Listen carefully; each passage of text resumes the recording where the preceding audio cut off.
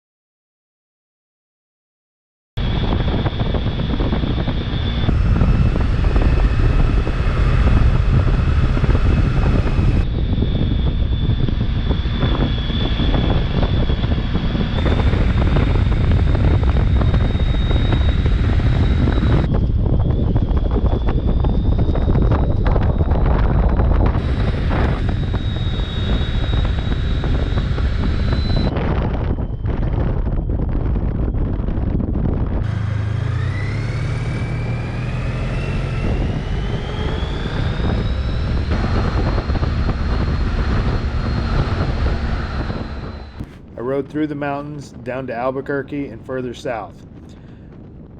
On the way, half the sky suddenly became dark, and I found myself riding between blue sky and a powerful storm. My thoughts then turned to finding a place to hunker down in case it moved in my direction.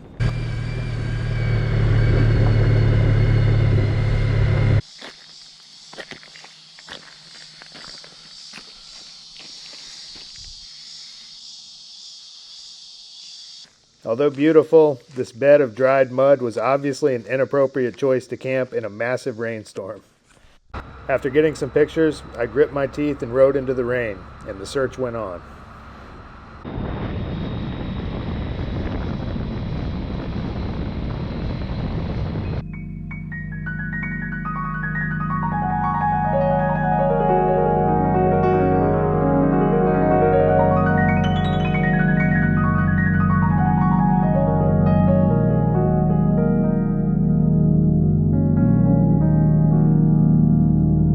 I'm a little outside of Truth or Consequences, New Mexico, about 30 minutes outside of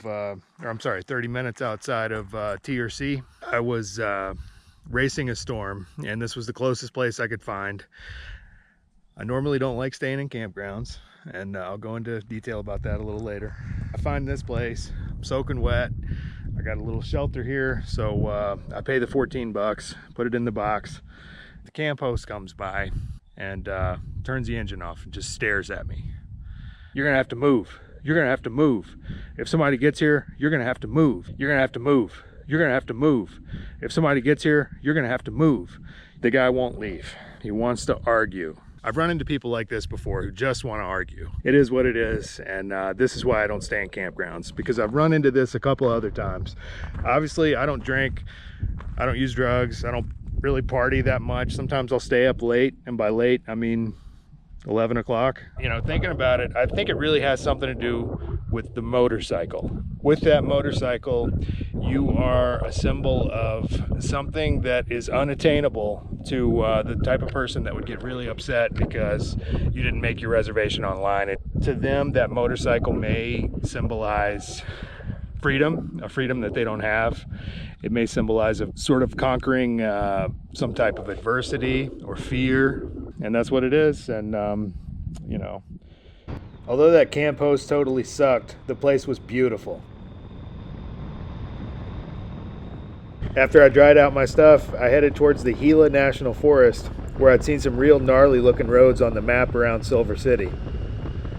I didn't realize it at the time, but I was in for one hell of a ride.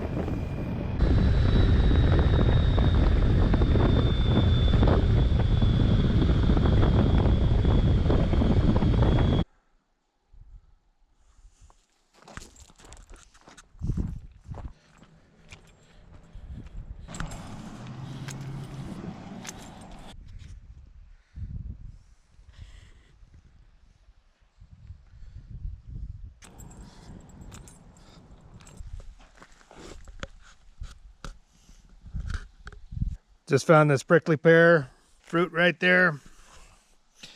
I think these are edible. I tried a little piece of that one. It was absolutely delicious. I'm gonna give it a try.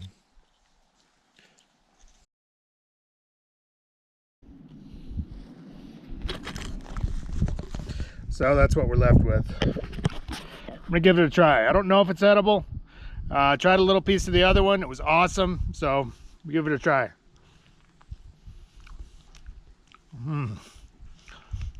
Delicious. It's the juiciness, the consistency of a pear, but with the taste of maybe an apple combined with maybe a blackberry and kind of its own thing. Absolutely delicious. It was strange to see a cactus growing on that forgotten old bridge, and a really unique experience to eat the fruit in such a beautiful place. I continued on my journey west towards Silver City and was not disappointed by the scenery along the way.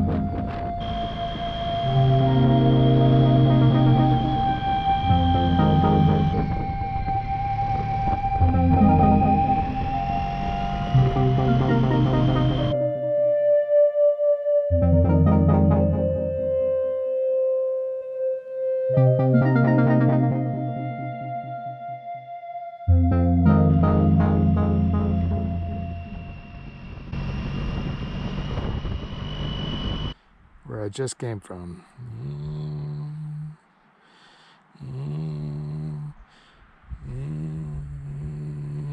Beautiful.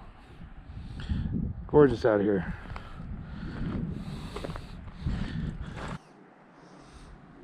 Beautiful road. Way out here in New Mexico.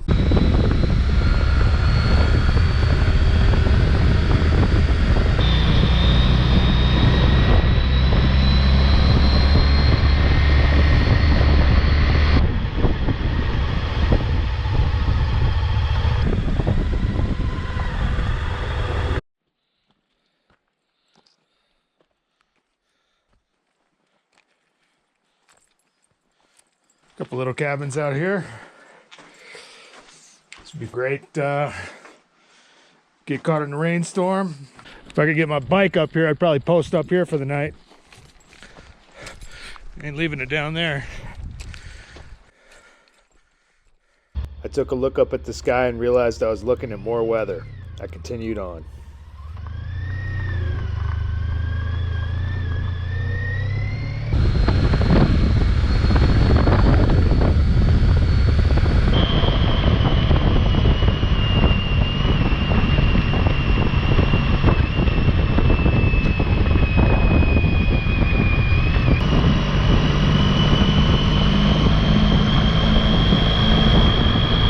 It was around this time the landscape started to get really interesting.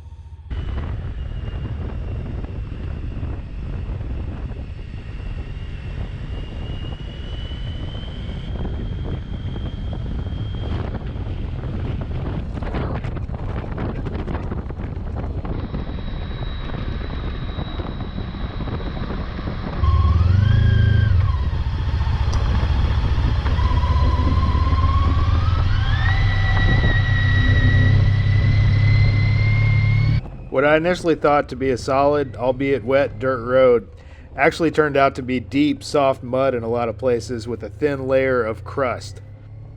I felt determined, however, and in spite of sliding around all over the place, I continued for about a mile and a half, but couldn't find anywhere suitable to make a camp in this mess.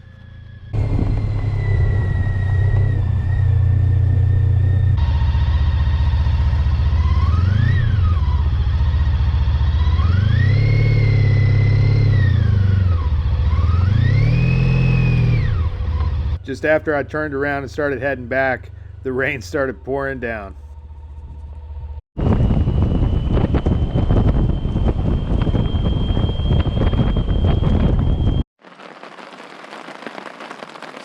There's a flash flood that came through last night. So my driveway is got a creek running through it. I got about a little less than a gallon of water, about a day's worth of food. I should be good until that water subsides. If not, I'm going to start thinking about rationing the food I have. Right now I'm already thinking about collecting some rainwater. I mean, with what I have, I could stay out here for days and be relatively comfortable. Collecting the water probably won't be a problem from this tarp. I can probably make a little rivulet like that. Yeah, I got batteries, I got fuel for my stove, I can boil water. Probably could make my food last about 2 or 3 days out here. So, yeah, not too worried. My driveway.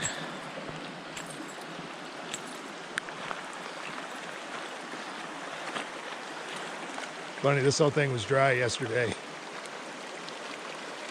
Now look at it. This is pretty typical out here, flash flood season. So I'm just gonna stay out here and burn as few calories as possible, consume as little water as possible, conserve my food, and should be able to make it a couple of days at least. So, and then I could think about collecting some of this rainwater. Now this whole thing was dry yesterday. It was just a little dry creek bed, and now look at it, a raging torrent.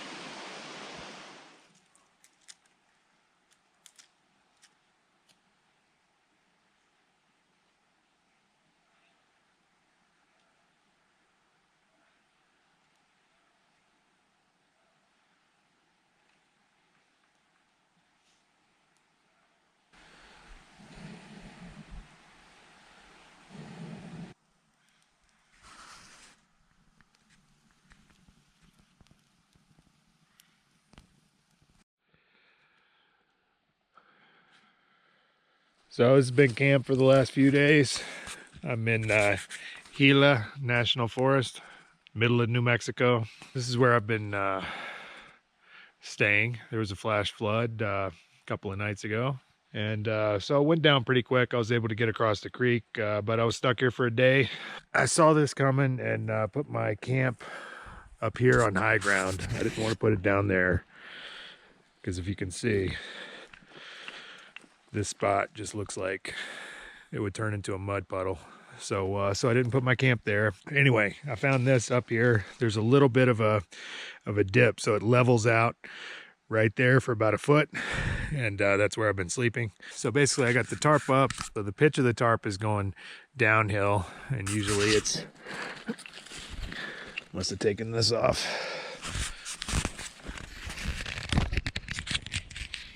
Yeah, a little bit more like that. A little bit more like that. So it was more of a defined pitch going downhill. And I stayed completely dry in there, except for a little bit of humidity from the dew and stuff. You know, snug as a bug. Having a great old time out there, rationing my water, rationing my food, and all kinds of stuff like that. At one point I thought I was going to have to collect some of the water out of the creek and boil it, but fortunately it didn't come down to that. And you know, actually that water out of the creek probably has a lot of minerals Apparently that's one of the things about the water that they sell in the grocery stores these days. You really have to be careful because a lot of it, they filter it to such an extent that it takes away a lot of the essential minerals. There's like 50 essential minerals that you need to survive, for your brain function and various other bodily processes. So getting ready to pack up and head to Arizona. Just waiting on the sun. We got these beautiful cliffs all around. So eventually it'll be up here and I can dry out my stuff and leave New Mexico.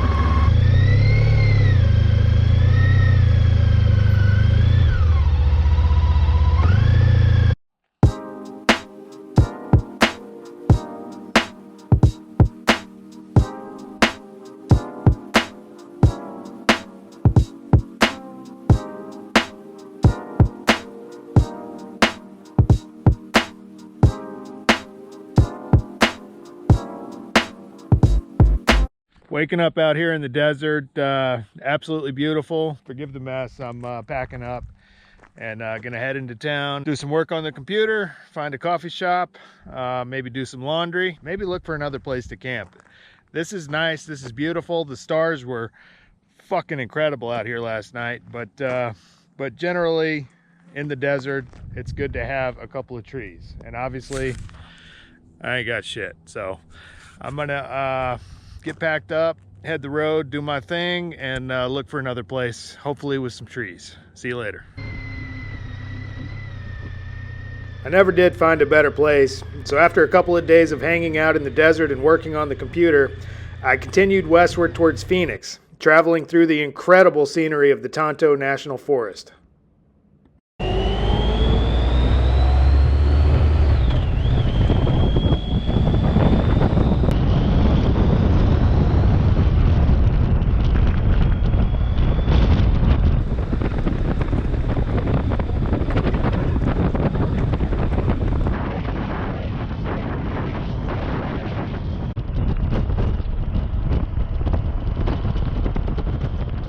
Aside from the name, one of the things that struck me about the town of Miami, Arizona was the eerie resemblance to a lot of places I've visited in Mexico.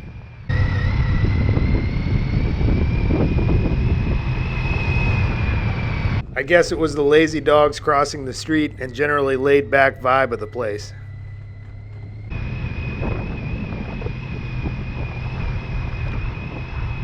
A little further down the road, I began looking for a place to make camp.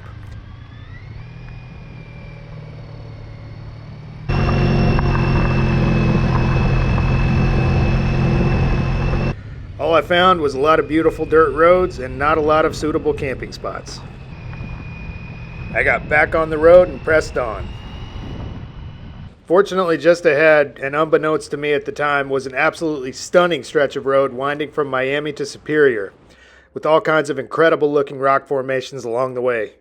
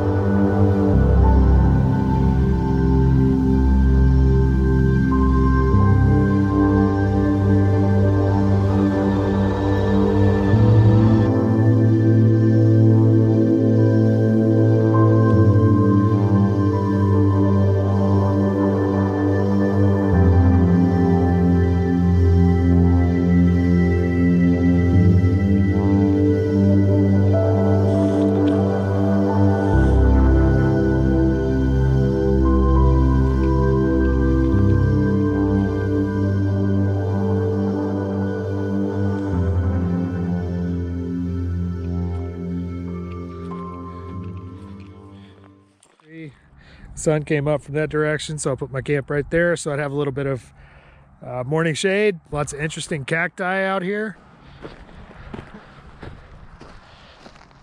All kinds of cool stuff.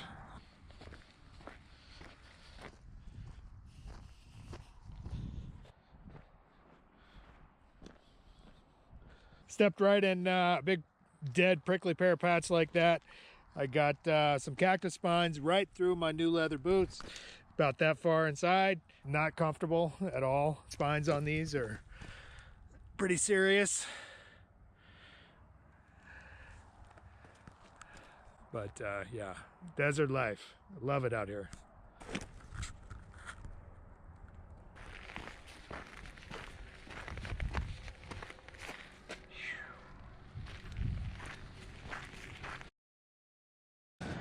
See you on the road.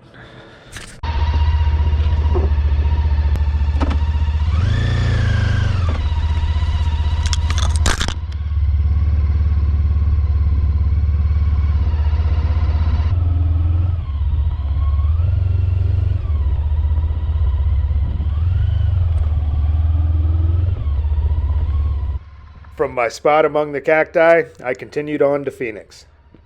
A couple of mutual buddies of mine had introduced me to a man named Coach, a former motorcycle drifter and Navy SEAL.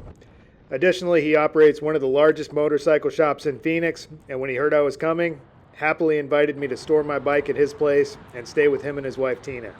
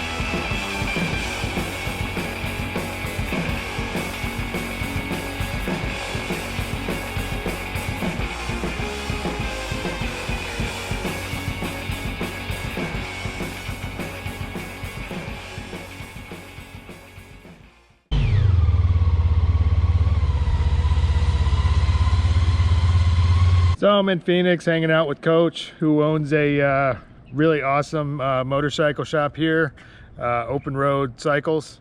He's storing my bike for me while I fly to Daytona Beach and work Biketoberfest.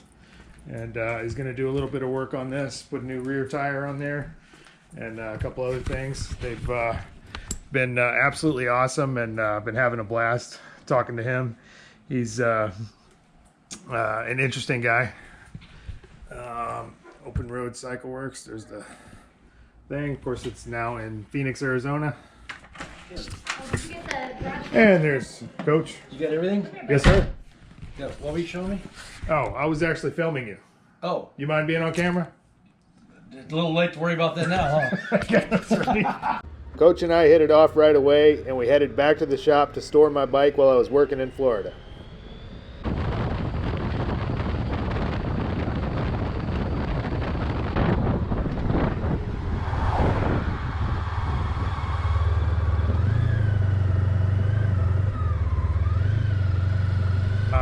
Probably the biggest shop in Phoenix.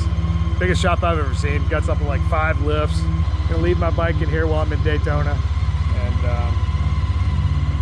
and do all that. So anyway, we'll see you later. A never-ending stream of useful information. Coach was quick to show off his prized BioLite camp stove / grill, which incorporates a metal which reacts to heat and charges the battery for the fan, complete with a USB adapter for your phone. BioLite is in here. This is my coffee pot. Okay. Okay. BioLite. It's got this battery and it's got this probe, and you insert it in, and now because of this probe, when you start the fire in there, it charges this battery and creates a fan that blows the air in and causes it to jet propulsion in there. It makes a nice hot fire, and it burns everything. So even if I've got some wet wood, generally I can throw it in there and it'll still burn. But what I like to do is I like to get wood chips like hickory or something good, mesquite or something, and I throw them in a couple of Ziplocs and I carry them with me. Throw them right in here along with everything else. And so then at the end of the day, when it's time to cook up my meal, I stop off, grab myself a couple of steaks. Now I got a grill. A grill. Oh my gosh. And if I'm using mesquite, for instance, my steak gets a nice mesquite dill out of it, the whole bit. Hot dogs, whatever I need, and that's it. Wow.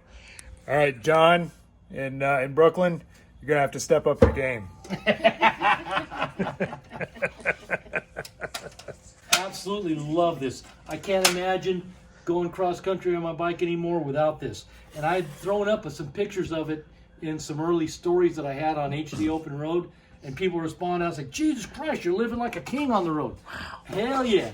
If I'm going to be on the road, God damn it, I got to be comfortable. But if you drench it in Vaseline, it'll stay lit. You got some Vaseline and a cotton ball. Mm-hmm. She's going to be pissed when she finds out I got a cotton ball inside the Vaseline. Oops. Got a flame that's kept inside the deal. Yeah. That's why you can have it anywhere. Right, right. Throw your pot on it, or heating it up, or anything like that. Come on, don't make a liar out of me. Work. Wow, it's going now. Yeah, but no fire. Right. Fire department's going to come anytime. He's going to have a video of our house burning down. And you know he's going to get that song to go with it. Burning down the house. Right. Sick. Okay, see, now it starts. Oh, yeah. Look at that. And the whole time it's charging this battery from the heat. Wow.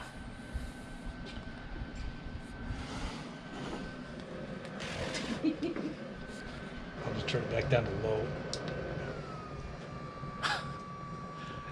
When I told Coach my plane boarded at 6:25 a.m. the next morning, he said he'd set an alarm for 4 a.m. and drive me to the airport. About a 30-minute drive out of his way across the city and back. I checked in with TSA and prepared to fly across the country.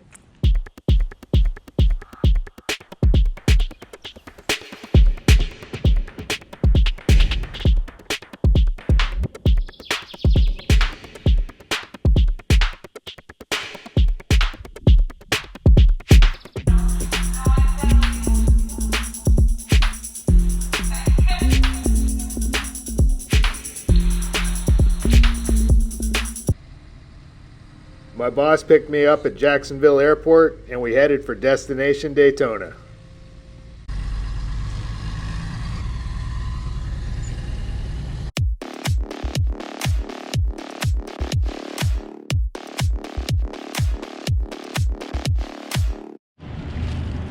Freaking plague of locusts out here. Grasshoppers all over the place. Smashed everywhere. Grasshoppers. It's a plague of locusts.